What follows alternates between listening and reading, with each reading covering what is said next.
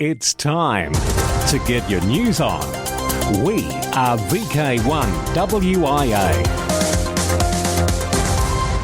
And getting it on in the newsroom this week, I'm Graham, VK4BB, editor for the WIA National News. We'll hear from WIA Vice President and Director Lee Moyle, VK3GK, and ACMA's latest news. Also from Clive, VK6CSW, with RAOTC News. And when Clive dropped us the note this week, he also pointed out that Sunday today is the 84th anniversary of the declaration of World War II, a time he says he remembers all too well. In fact, London got a little bit noisy in the 40s. This is VK1WIA. All points of contacts from today's news stories are to be found in print when you read the web editions, www.wia.org.au.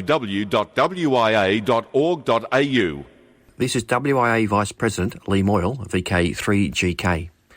Firstly, wishing all the DX dads a happy Father's Day and hoping that all-time new one does LOTW. Earlier this week, our friends at ACMA released their latest update on the proposed amateur radio qualification and assessor accreditation arrangements. In May 2023, ACMA advised that the Australian Maritime College, AMC, had decided not to extend its deed for services related to amateur qualifications and call sign recommendations. The ACMA plans to deliver these services from February 2024. ACMA would consult on the proposed new arrangements for an ACMA-managed scheme in August 2023. ACMA are now consulting on proposed arrangements for a new amateur radio qualification framework and assessor accreditation scheme to be managed by the ACMA, and they propose to start implementing these arrangements in December 2023, so they are in place when the amateur class licence begins in February 2024. To support the ACMA's new functions, ACMA proposed to introduce new fees for issuing ACMA recognition certificates, assessing applications for recognition of prior learning, and issuing call signs. The fees proposed are similar to the current AMC fees for these services. A full outline of these fees and how they have been calculated is contained in their draft 2023-24 fees for service cost recovery implementation statement, which is also open for consultation. ACMA invite comments from stakeholders on both consultations by 5 p.m. Australian Eastern Standard Time, Tuesday the 26th of September 2023. Update: Scientific Licensing Guidelines. ACMA are also publishing information to support the consideration of applications for assigned scientific licenses to authorise certain higher power experimentation used by amateurs. The updated Scientific Apparatus Licenses Guidelines will provide further information about using and applying for scientific apparatus licenses, including for the use of high-power amateur stations. ACMA will let us know when these guidelines are published on the ACMA's website. Response to submissions, September 2022 consultation. ACMA have considered the submissions made during the September 2022 consultation on proposed class licensing arrangements and the proposal for staged implementation of high-power authorisation for amateur operators. ACMA's response to submissions outlines what they heard from stakeholders in the consultation and ACMA's answers, outcomes and next steps. An important clarification is in the previous ACMA update on the 19th of July 2023, ACMA advised of proposed changes to amateur access in the 50 to 52 MHz and 3.4 to 3.6 GHz frequency bands. This was incorrect, as the changes were implemented in accordance with the Radio Communications Licence Conditions, Amateur Licence, Omnibus, Amendment Instrument 2023 No. 1. These amendments commenced on the 14th of July 2023 and changed amateur operators' access in the 50 to 52 MHz and 3.4, 3.6 gig bands. This means that standard class operators have had full access to the full 6 metre band from July the 14th. More information on the overseas class licence and associated operating permits for amateurs visiting Australia can be found on the WIA website news section and the ACMA website. Last week, WIA Secretary and Director Peter Klee, VK8ZZ, announced the appointments to several volunteer positions, including the Technical Advisory Committee, Ross Hull Contest Manager, Spectrum Strategy Committee and the QSL Bureau. This week, the board are pleased to confirm the following appointments to the Youth of the Air team, or YOTA. YOTA Coordinator Steve Kennedy, VK6SJ. YOTA Deputy Coordinator Alec Cherry, VK2APC. The board of the WIA congratulates Steve and Alec and looks forward to them promoting YOTA activities to both existing and aspiring amateurs alike. The Wireless Institute was well represented at the Tokyo Ham Fair on the weekend of the 19th and 20th of August. Ham Fair attendees usually number around 30,000 for the weekend function. This year the DX Seminar and DX Dinner were held on the Saturday night with many JA and international hams attending. WIA past and present directors attending Ham Fair included Peter Young, VK3MV, WIA Life member and past WIA Director and past IARU Region 3 Director, Chris Platt, VK5CP, past WA Director, Oscar Hayes, VK3TX, JK1TYB, who is the current IARU Region 3 Director and past WA Director, and myself, Lee Moyle, VK3GK, JK1UIR, current WA Vice President. Discussions on numerous topics were had with IARU President Tim Allen, VE6SH, Mart's President, Mode, 9 Mike 2 India Radio and several other International Society members. IARU had their annual meeting in Tokyo on the same weekend where the JA winner of the IARU contest is given the plaque sponsored by the WIA. That's it for now. 7-3 from Lee, VK3GK. We are VK1WIA. Now, operational news with Felix, VK4FUQ. Hello there. Now contest-wise, the luck of the Irish.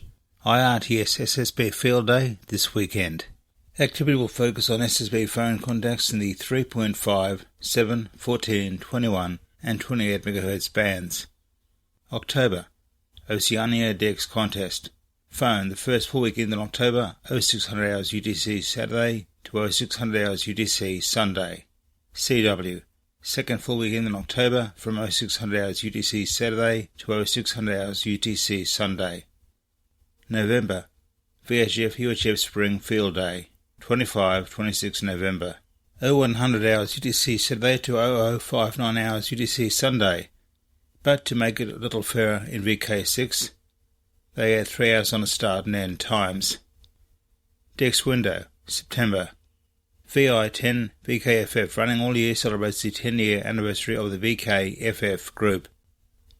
VK1WIA for Amateur Radio Magazine. October 2023, next month, sees your WIA celebrating 90 years of continuous publishing of Amateur Radio Magazine. The WIA will be running the VK1WIA activity until December 31.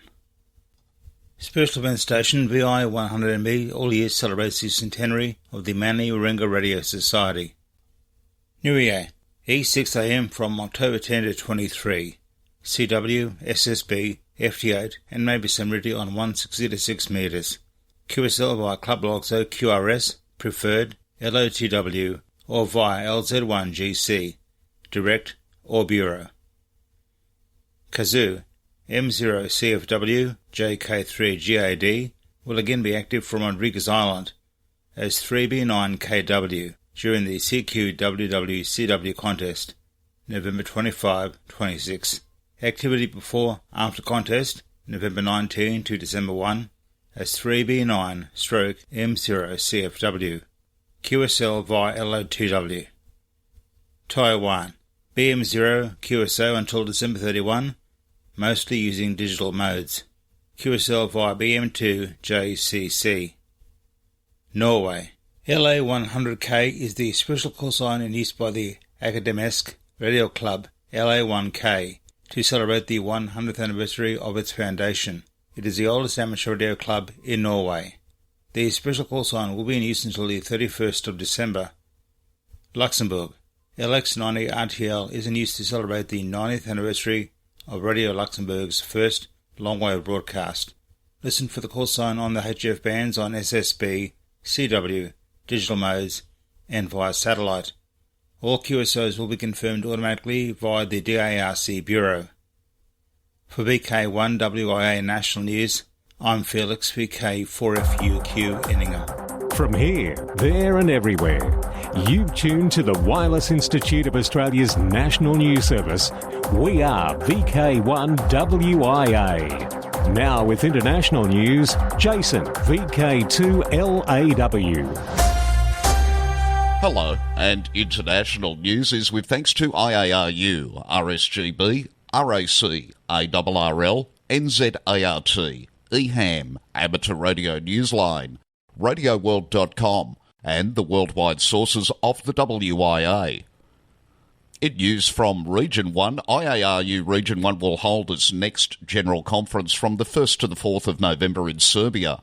Topics include general reports, organisational and budget proposals, the new HF band plan, VHF, UHF and SHF changes, and consideration of the WRC-23, and the World Radio Communications Conference, which follows shortly afterwards.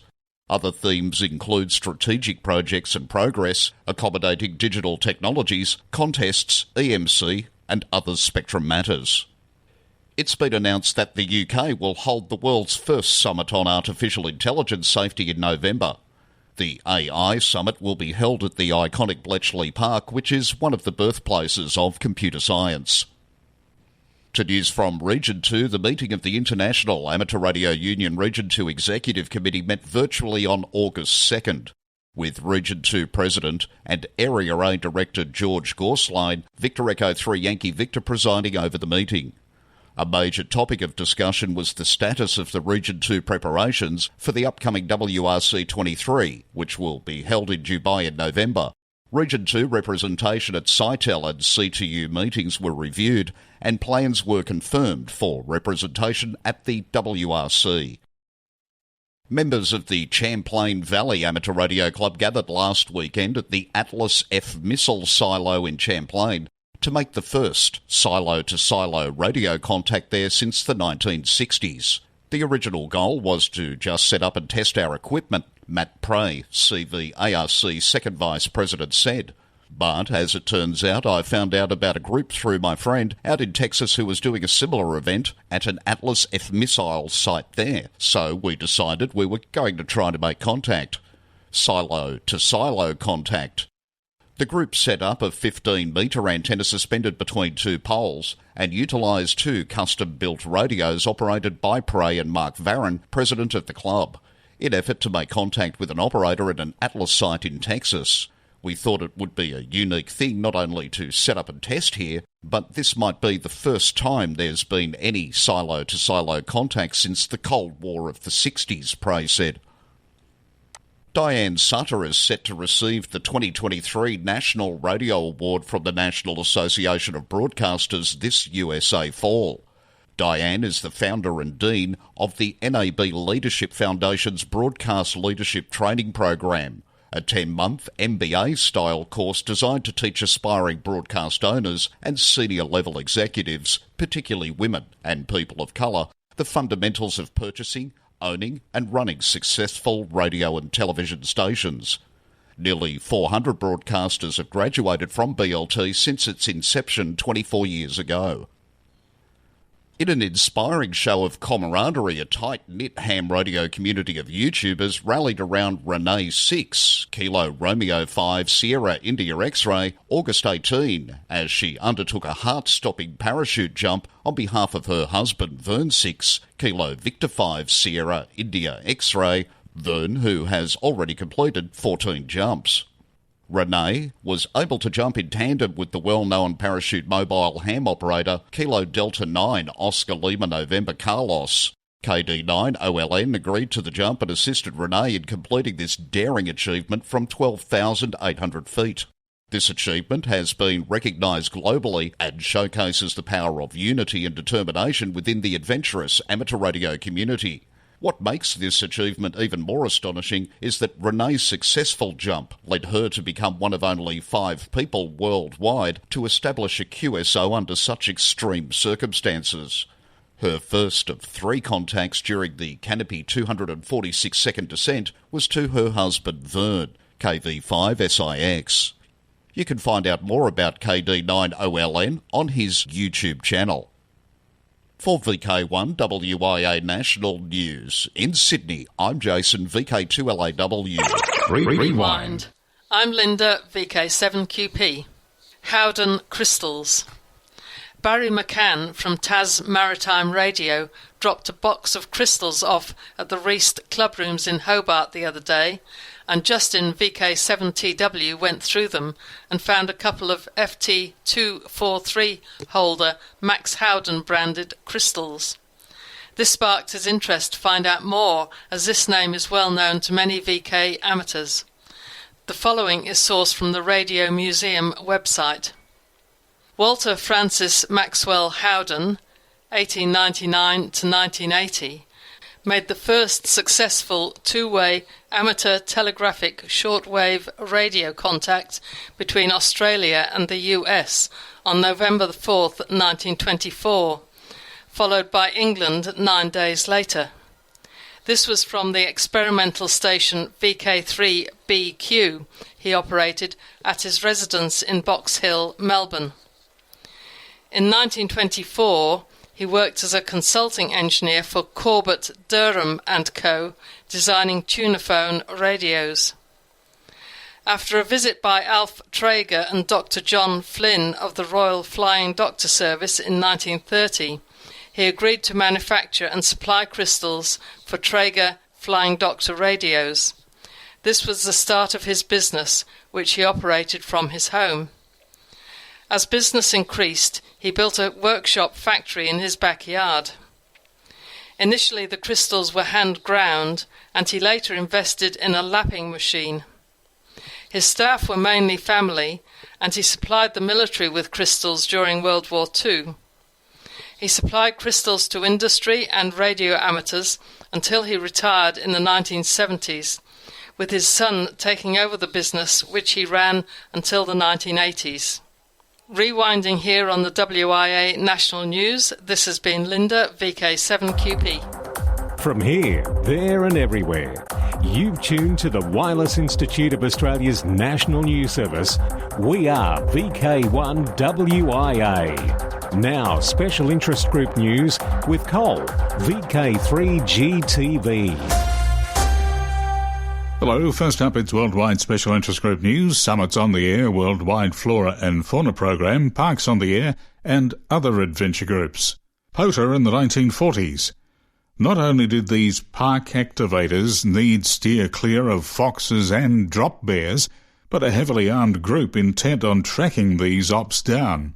Half reenactment and half actual footage, Churchill's Secret Agents is a 5-part documentary available on Netflix, and Episode 4 details the Morse training received by SOE agents and discusses the advantages of CW over voice comms for field operation.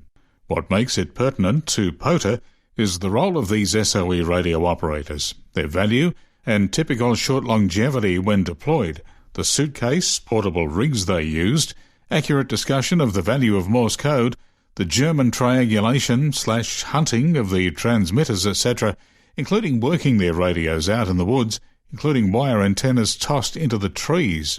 Sound familiar? Worldwide Special Interest Group's Final Frontier. Teams hack U.S. Air Force satellite in space cybersecurity contest. The United States Air Force has successfully concluded its pioneering HackerSat competition.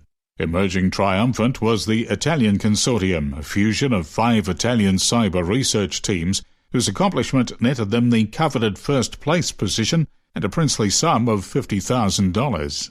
The essence of the competition was the penetration of Moonlighter's protective layers, enabling participants to override the satellite's predetermined scope of observation targets. Successful teams then wielded the power to direct the satellite's lens towards desired focal points on the Earth's surface, capturing images that were subsequently relayed back to ground stations as proof.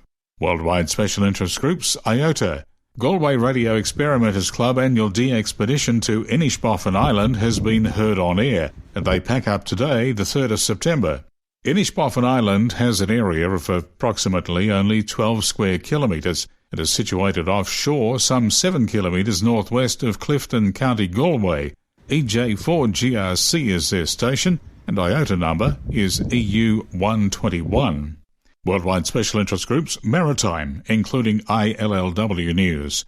Recently we saw the 26th Annual International Lighthouse Lightship Weekend event take place with 409 stations listed in 42 countries. The USA was just ahead of Germany with 65 entries to 62, closely followed by Australia with a respectable 40. There were some good DX contacts to be made with Gibraltar, Trinidad, Iceland and Guernsey, to name a few.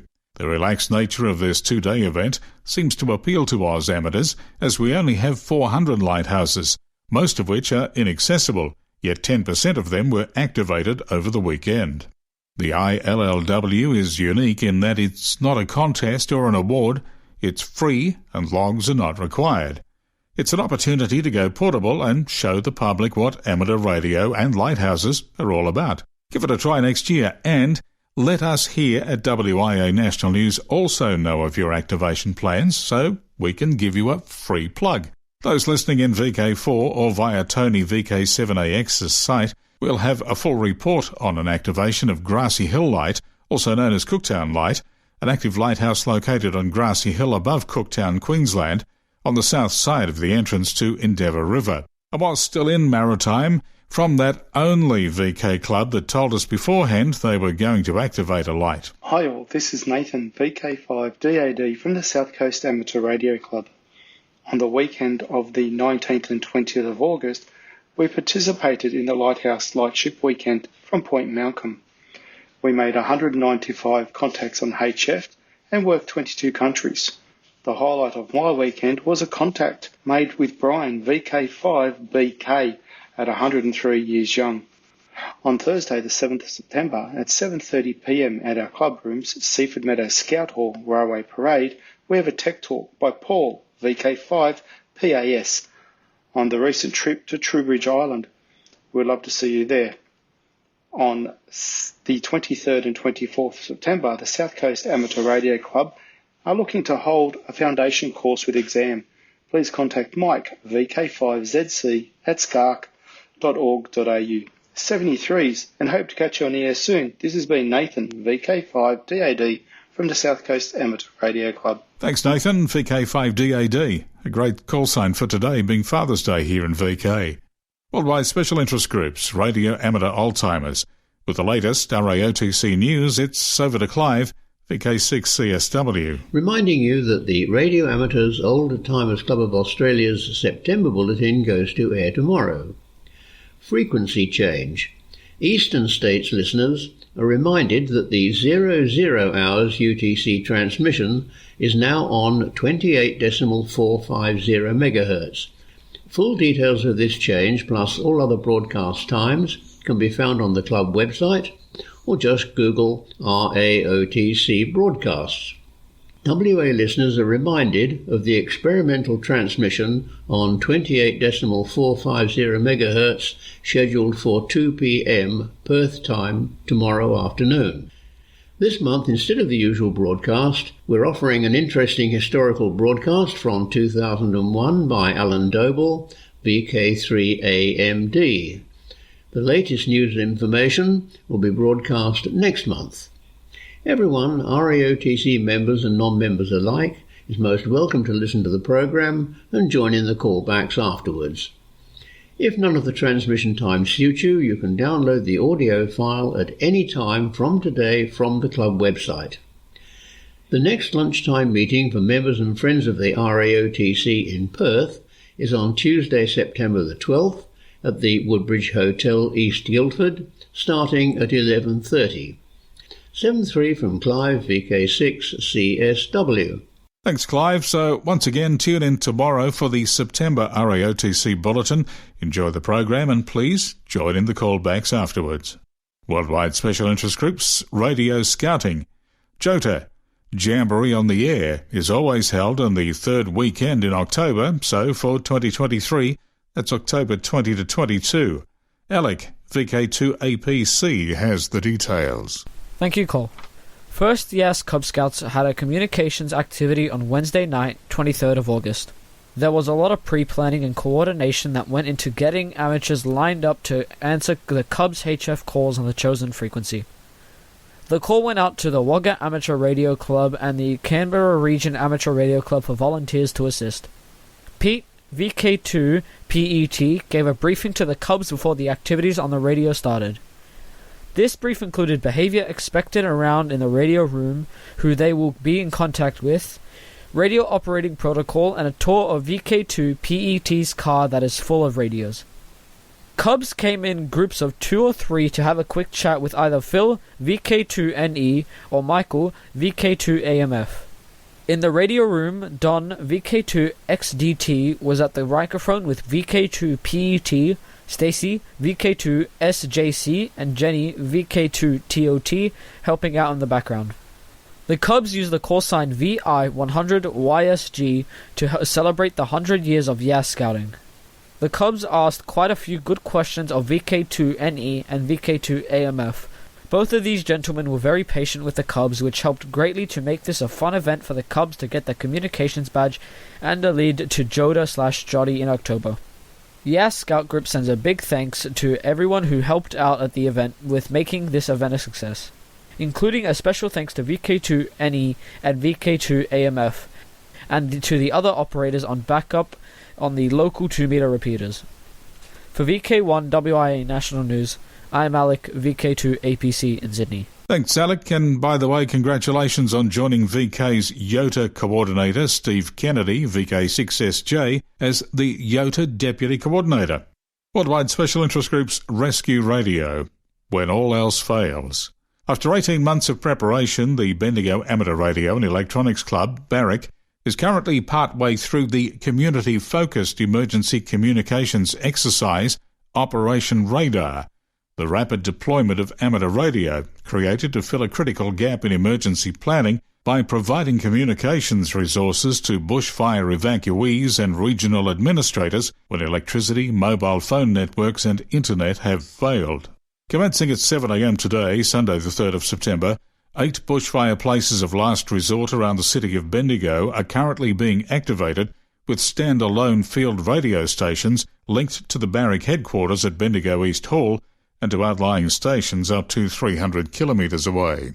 An important correction about our story last week when we reported the BARIC exercise was thought to be the first of its kind in Australia, and have since learned that there have been in fact some similar amateur radio exercises conducted in Australia, some during actual emergencies. BARIC thanks those for setting the record straight and congratulates all amateur radio clubs and individual operators for their contributions assisting communities in need. Operation Radar is being conducted via the VK3 RCV repeater in central Victoria and on 40 metres, 7.115 MHz, and will conclude shortly before 1300 hours today. A video of the exercise will be made available on the BARIC YouTube channel at a later date. And that's it from me for this week. I'm Cole, VK3GTV, wishing all the dads a happy Father's Day. On the social scene, September 9, VK4, it's Sunfest. It's put on by the Sunshine Coast Amateur Radio Club and is held at Mountain Creek State School. And the 14th of September is the next Hunter Radio Group meeting. It'll be held at the electronics section at Newcastle TAFE. With more again this week, something special, and here's Graham, VK2FA. If you've ever used Echolink, and no matter where you live anywhere in the world, you're invited to a special talk here in Australia by the ham who created it. Jonathan Taylor, K1RFD, who developed Echolink, the voice-over Internet Protocol network for linking repeaters and amateurs, will be guest of the Hunter Radio Group, VK2AWX, in Newcastle on the 14th of September. Echolink has global reach of nearly 500,000 radio amateurs. For those who cannot attend a talk in person, Amateur Radio New South Wales will provide a link via Zoom, where Jonathan will deliver his talk remotely. Jonathan, a resident of Connecticut, USA, was inducted into the CQ magazine Amateur Radio Hall of Fame in 2005.